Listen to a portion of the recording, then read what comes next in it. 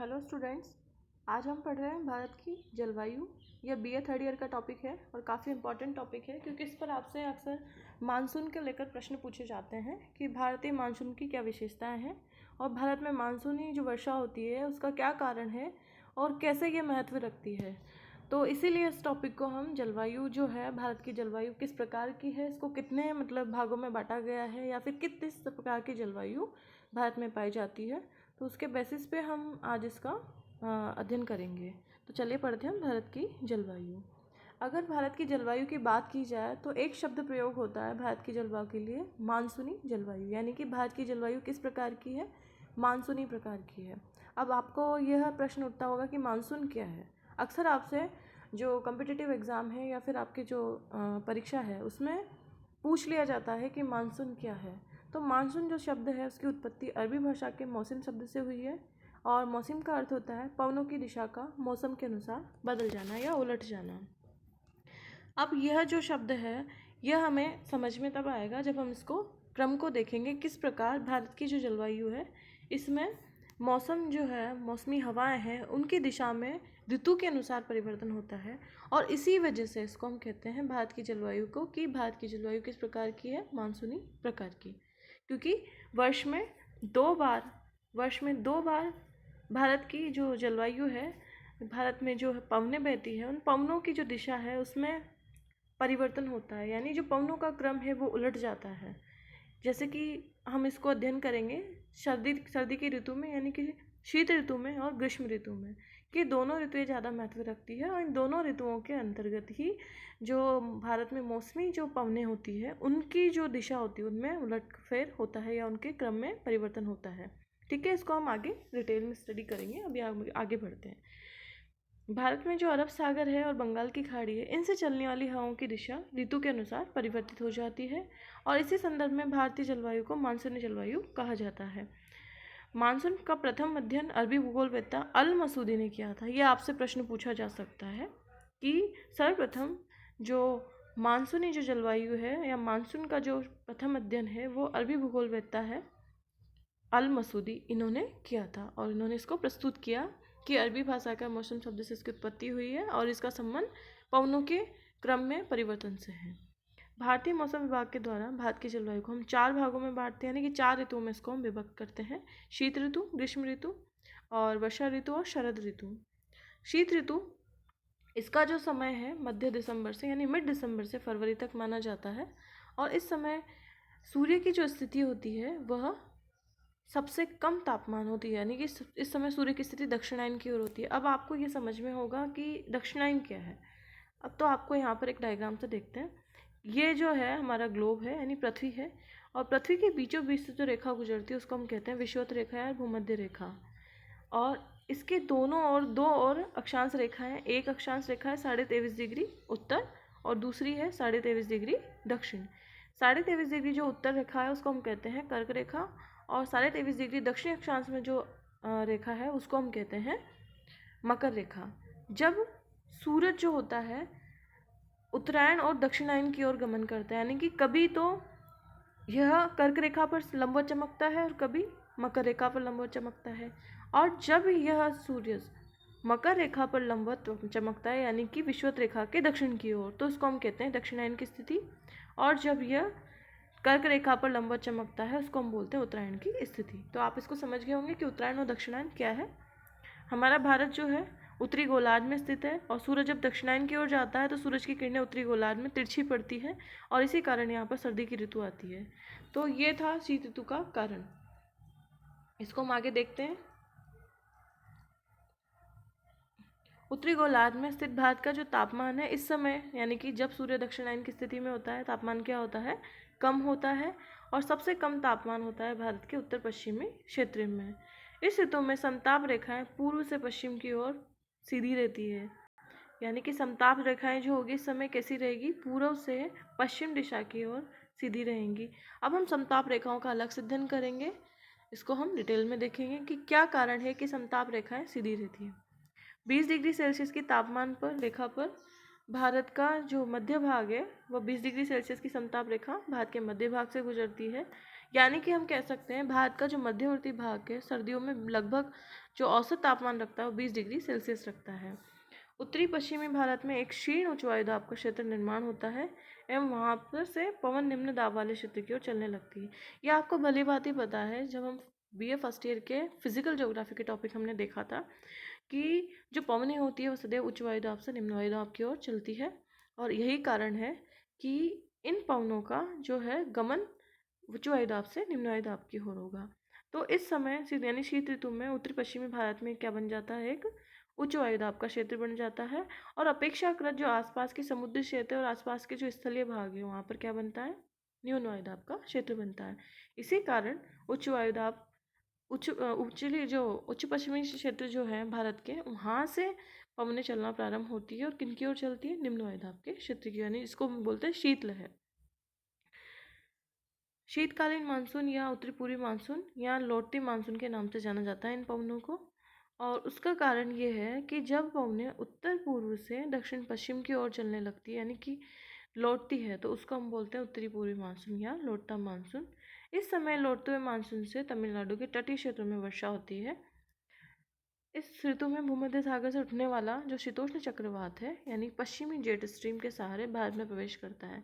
यानी कि इसी समय आपको पति भांति पता होगा, जैसे सूरज की दक्षिणायन की स्थिति होती है तो जो वायुदाब की पेटियां हैं वो भी दक्षिण की ओर खिसक जाती है, और इस समय भारत का जो अधिकांश क्षेत्र है वो किस क्षेत्र में पेटी के अंदर आ जाता है, पछुआ पेटी के अंदर, जिसमें पश्चिम से पूर्व की ओर हवाएं चलती है।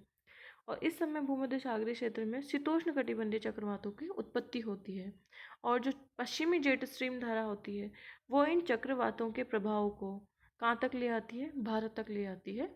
और इन चक्रवातों के प्रभाव की वजह से उत्तरी भारत में लगभग 5 सेंटीमीटर तक वर्षा होती है, और इसको हम बोलते हैं मावट। यानी सर्दियों में जो वर्षा होती है उसको हम क्या कहते हैं, मावट कहेंगे। और इसका कारण क्या है, पश्चिमी विक्षोभ जो कहाँ से उत्पन्न हो रहे हैं, भूमध्य सागरीय क्षेत्र से। अब इससे मुख्य रूप से प्रभावित जो क्षेत्र हैं यानी कि भूमध्य सागर से जो उठने वाले पश्चिमी विक्षोभ हैं उनसे प्रभावित क्षेत्र पंजाब, हरियाणा, पश्चिमी उत्तर प्रदेश, हिमाचल प्रदेश, जम्मू कश्मीर, ये प्रमुख प्रभावित क्षेत्र हैं। और इन क्षेत्रों में हिमपात भी होता है। यह वर्षा रबी की फसल के लिए उत्पन्न थी। यानी कि जो मावट जो होती है वो रबी की फसल के यानी कि गेहूँ के लिए काफ़ी ज़्यादा उपयुक्त रहती है और उपयोगी रहती है। तो आपसे ये प्रश्न पूछा जा सकता है कि मावट क्या है, पश्चिमी विक्षोभ क्या है, तो ये आप इससे समझे। दूसरी ऋतु है ग्रीष्म ऋतु। यह ऋतु मार्च से मध्य जून तक रहती है। यानी जैसे शीत ऋतु खत्म होगी उसके बाद में कौन सी ऋतु का आगमन होता है, ग्रीष्म ऋतु का। सूरज के उत्तरायण होने से सारे भारत में तापमान बढ़ जाता है। यानी कि जब सूर्य दक्षिणायन था तब भारत में किरणें कैसी पड़ रही थी, तिरछी, क्योंकि भारत कौन से गोलार्ध में है, उत्तरी गोलार्ध में। अब कुछ समय बाद यानी कि अब ऋतु खत्म होने के बाद में पुनः सूरज अपने उत्तरायण की स्थिति में आता है, यानी कि कर्क रेखा के लंबवत चमकता है, और कर्क रेखा भारत के बिल्कुल बीचों बीच से गुजरती है। और इस स्थिति में भारत के भारतीय क्षेत्र में सूरज के लंबवत चमकने के कारण, कर्क रेखा पर लंबवत चमकने के कारण यहाँ पर तापमान बढ़ जाता है। इस कारण यहाँ पर ग्रीष्म ऋतु का आविर्भाव होता है। सूर्य के उत्तरायण होने से सारे भारत में तापमान बढ़ जाता है, और इस ऋतु में उत्तर और उत्तर पश्चिमी भारत में दिन के समय तेज और गर्म शुष्क हवाएं चलती है। इन तेज और गर्म शुष्क हवाओं को हम कहते हैं लू। इस ऋतु में सूर्य के क्रमशः उत्तरायण होते जाने के कारण उष्णकटिबंधीय अभिसरण क्षेत्र इंट्रा ट्रॉपिकल कर्वेचर जोन का निर्माण खिसकने लगता है। यानी कि मैंने आपको बताया कि जैसे जैसे सूरज की जो तापमान होता है यानी सूरज का उत्तरायण और दक्षिणायन होता है उसके साथ साथ वायुदाब की पेटियों का भी खिसकाव होता है।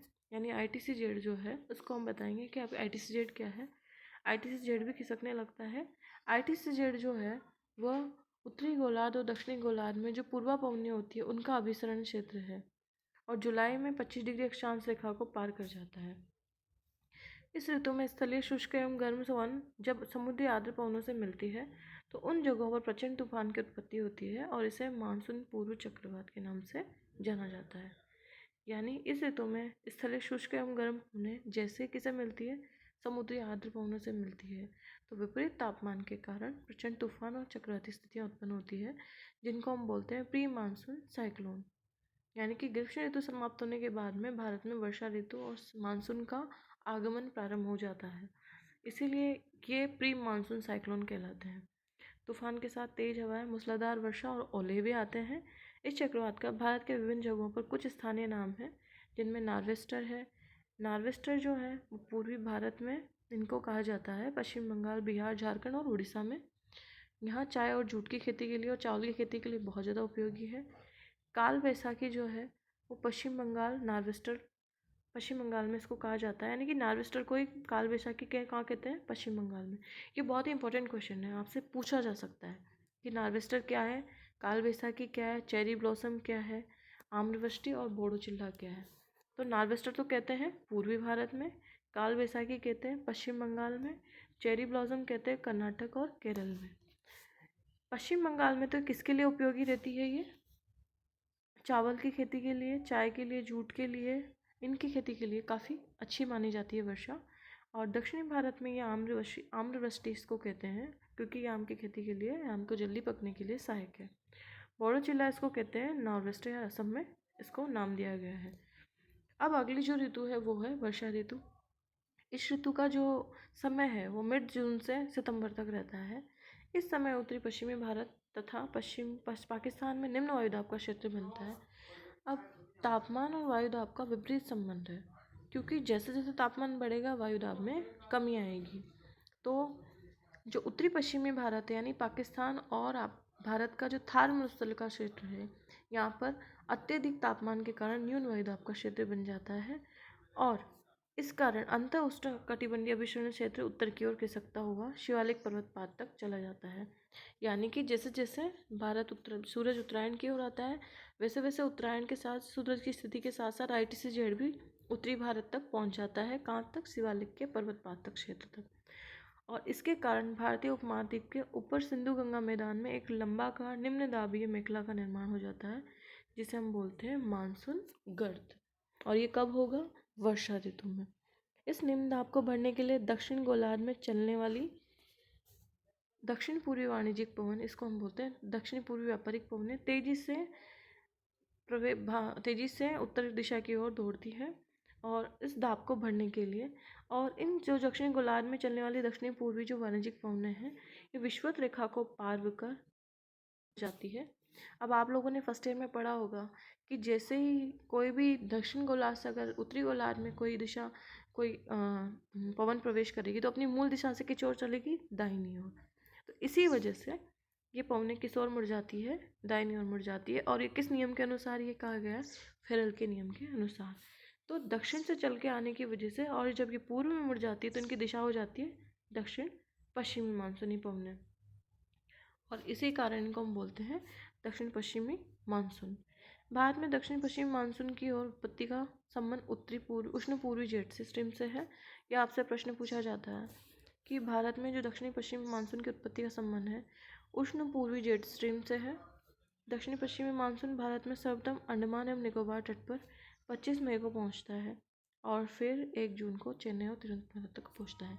यानी कि आपसे अक्सर प्रश्न पूछा जाता है भारत में सबसे पहले मानसून कहाँ पहुंचता है, तो वो है अंडमान निकोबार पर। उसके बाद जो मूल भारत है, स्थलीय भाग, वहाँ पर पहुंचता है ये 1 जून को चेन्नई और केरल तिरुवनंतपुरम तक। अगला जो है 5 से 10 जून के बीच कोलकाता और मुंबई को छूता है ये। 10 से 15 जून के बीच पटना, अहमदाबाद, नागपुर में इसकी पहुंच होती है। 15 जून के बाद लखनऊ, दिल्ली, जयपुर से शहरों तक पहुंचता है। तो कुल मिलाकर देखा जाए लगभग 15 जून तक संपूर्ण भारत में मानसून एंटर कर चुका होता है। और भारत में ग्रीष्मकालीन मानसून के आगमन की वजह से जो तेज़ी से वर्षा होती है एकदम से, उसको हम बोलते हैं मानसून विस्फोट। ऐसा इसलिए क्योंकि आगमन के साथ एकाएक भारी वर्षा होती है, इसलिए हम इसको मानसून विस्फोट कहते हैं। भारत की प्रायद्वीपीय आकृति के कारण दक्षिण पश्चिमी मानसून को हम 2 शाखाओं में बांटते हैं। ये जो है सबसे इम्पॉर्टेंट टॉपिक है कि भारत का जो प्रायद्वीपीय मानसून है वो क्या है, इसको कितनी शाखाओं में बांटा गया है, मानसूनी वर्षा का क्या कारण क्या है। तो ये जो टॉपिक है इसको हम डिटेल में अगले लेक्चर में इसको अध्ययन करेंगे, क्योंकि यही टॉपिक आपसे अक्सर एग्जाम में पूछा जाता है और ये काफ़ी इम्पॉर्टेंट है भारत की जलवायु को समझने के लिए। तो आज के लिए इतना ही काफ़ी है। Thank you.